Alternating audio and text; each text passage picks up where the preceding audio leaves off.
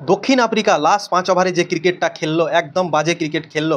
বাংলাদেশ দলও যদি থাকতো তাহলে হয়তো এই ম্যাচটা বের করে নিত, কিন্তু সেই সাউথ আফ্রিকা এই ম্যাচটা বের করতে পারলো না। একটাই কারণ হচ্ছে সাউথ আফ্রিকা কোনোদিন ফাইনাল ম্যাচে খেলেনি। এর আগে তারা সেমিফাইনাল অবধি গেছে, কিন্তু ফাইনাল ম্যাচে তারা কোনোদিনও পৌঁছাতে পারেনি। আর এবছর প্রথম ফাইনালে পৌঁছেছিল, আর ফাইনালের যে চাপটা তারা সহ্য করতে পারলো না, নিতে পারলো না সেই ফাইনালের প্রেসারটা।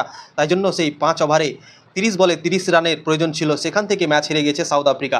আমি তো সত্যি অবাক ভাই। ভারতীয় দল চ্যাম্পিয়ন হয়েছে ঠিকই, আমরা ভারতবাসী, ভারতীয় দল চ্যাম্পিয়ন হয়েছে, আমরা অনেক খুশি আছি, কিন্তু সাউথ আফ্রিকা যে চান্সটা পেয়েছিল সেই বিশ্বকাপ জেতার, তারা সেই চান্সটা ভোলাতে পারলো না। কেননা প্রথমবার তারা বিশ্বকাপে পৌঁছেছিল ফাইনালে, আর ফাইনাল ম্যাচের যে প্রেসারটা তারা নিতে পারলো না। হেনরি ক্লাসেন যখনই আউট হলো তারা ভাই শাটারটা বন্ধ করে দিল সেই ম্যাচের।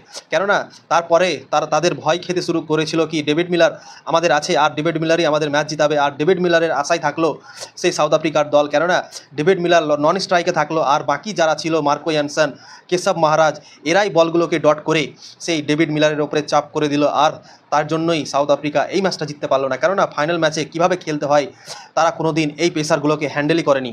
তাই জন্যই সেই সাউথ আফ্রিকা আজকে 30 বলে 30 রানের প্রয়োজন ছিল, সেখান থেকে ম্যাচ হেরে গেল জঘন্য ক্রিকেট খেলে। খুবই লজ্জিতভাবে সেই সাউথ আফ্রিকা ভারতের কাছে হারলো, আমি বলবো এটাই। কেননা 30 বলে 30 রান করা খুবই সহজ কাজ, আর সেই সহজ কাজটাকে তারা নিজে থেকেই কঠিন করেছে সে ভারতের সামনে। Jasprit Bumrah, Hardik Pandya, Arshdeep Singh outstanding bowling performance করেছে সেই লাস্ট 5 ওভারে, কিন্তু সেই সাউথ আফ্রিকা বাজে ক্রিকেট খেলেছে বলেই তারা সেই চ্যাম্পিয়ন হতে পারলো না, আমি বলবো। যখনই হেনরি ক্লাসেন আউট হলো তারপরে তারা মারার কোনো চেষ্টাই করেনি। তারা ভাবছে কি আমরা শুধু উইকেট বাঁচাবো, রান করার চেষ্টাই করেনি। যদি তারা রান করার চেষ্টা করতো উইকেট বাঁচানোর থেকে, তাহলে তারা ম্যাচটা জিতে যেত। কিন্তু তারা ভাবছে কি আমাদের ডেভিড মিলার তো আছে, তো আমরা উইকেটটাকে বাঁচাই। যেমন মার্কো ইয়ানসেন ছিল, কেশব মহারাজ ছিল, রাবাডা ছিল, এরা উইকেট বাঁচাচ্ছিল নিজের, আর তাই জন্যই ডট বল হচ্ছিল। আর ভারতীয় দল আস্তে আস্তে ম্যাচের মধ্যে ফিরছিল, আর লাস্ট মুহূর্তে গিয়ে লাস্ট ওভারে সেই 16 রান পৌঁছে গেল সাউথ আফ্রিকার জন্য। আর তখনই ভেবেছিলাম কি সাউথ আফ্রিকার জন্য এই ম্যাচটা কঠিন হয়ে গেল জিতা।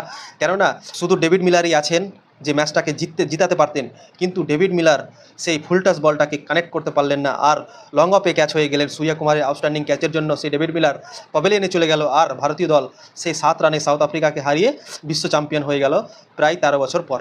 13 বছর পর সেই বিশ্বকাপ জিতল ভারতীয় দল। 2011 সালে ওডিআই বিশ্বকাপ জিতেছিল সেই ভারতীয় দল ধোনির ক্যাপ্টেন্সিতে, আর ভারতীয় দল সেই রোহিত শর্মার ক্যাপ্টেন্সিতে 13 বছর পর সেই বিশ্বকাপ জিতে গেল, আর সাউথ আফ্রিকাকে লজ্জিতভাবে হারিয়ে জিতে গেল বিশ্বকাপ, চ্যাম্পিয়ন হয়ে গেল।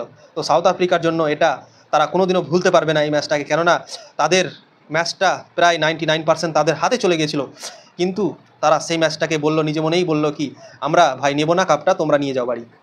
ভারতীয় দলকে কাপটা গিফট করে দিল সেই সাউথ আফ্রিকা, আর সাউথ আফ্রিকা প্রথমবারের মতো সেই চ্যাম্পিয়ন হতে পারতো, কিন্তু তাদের নিজের দোষেই তারা চ্যাম্পিয়ন হতে পারলো না।